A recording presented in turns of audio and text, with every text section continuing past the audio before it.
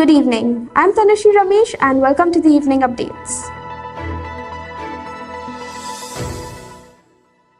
His Majesty King Hamad bin Isa Al Khalifa received Information Minister Ali bin Mohammed Al Rumayhi, who presented a book, This is Bahrain, a comparative study prepared by the ministry's news department. His Majesty King Hamad expressed appreciation of the book and praised the important information that reflects Bahrain's development in various areas.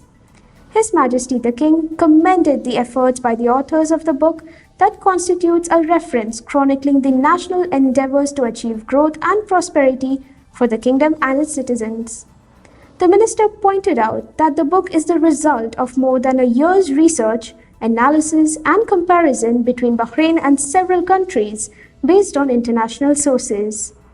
Top Bahraini and Israeli officials yesterday held talks on enhancing investment and further collaboration between both countries.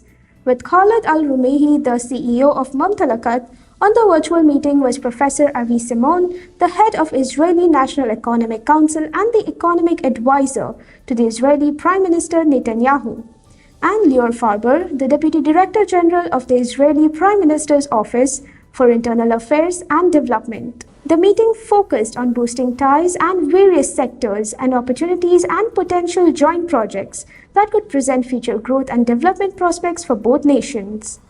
The latest talks came close on the heels of a discussion by the Israeli Prime Minister Benjamin Netanyahu and His Royal Highness Prince Salman bin Hamad Al Khalifa, the Crown Prince and Prime Minister, on the topic of investments.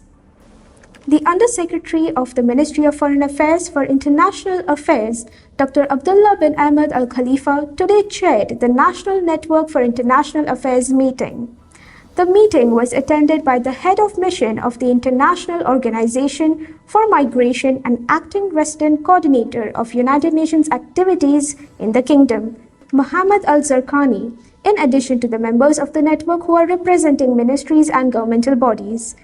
During the meeting, the sides discussed the development of work mechanisms between Bahrain and the United Nations and its specialized agencies, in addition to reviewing the international agreements to be concluded during the coming period in the context of following up Bahrain's implementation of its own international obligations. Nasser Vocational Training Center Director Dr. Abdullah Nasser Al Nuaimi received a delegation from the Presidency of the National Guard, participating in a military course at the National Guard.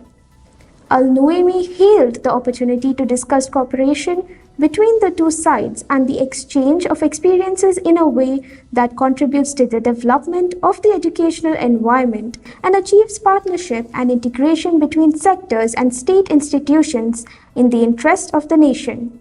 The NVTC director highlighted the educational programs offered by the job-based center and the curricula and the existing academic partnerships. The delegation was briefed on the center's facilities, advanced equipment, modern technologies, and workshops during the guided tour. Foreign Affairs Minister Dr. Abdul Latif bin Rashid Al Zayani received India's ambassador to Bahrain, Piyush Srivastava. The meeting discussed the course of friendly relations between Bahrain and India and ways to promote cooperation and common interests. The meeting also discussed ways to meet common aspirations and ways to bolster cooperation and coordination to face the repercussions of the coronavirus pandemic. The Health Ministry has announced the deaths of two Bahrainis, a 56-year-old man and an 86-year-old woman from COVID-19 today. This takes the total number of fatalities in the kingdom to 455. Bahrain yesterday registered 492 new cases of COVID-19, alongside 592 recoveries and one death. Of the new cases, 202 were expat workers, 280 contacts of active cases, and 10 travel-related. An additional 592 people recovered, taking the total recoveries to 116,487. That's all for today. Thank you for watching and stay updated with the news of Bahrain.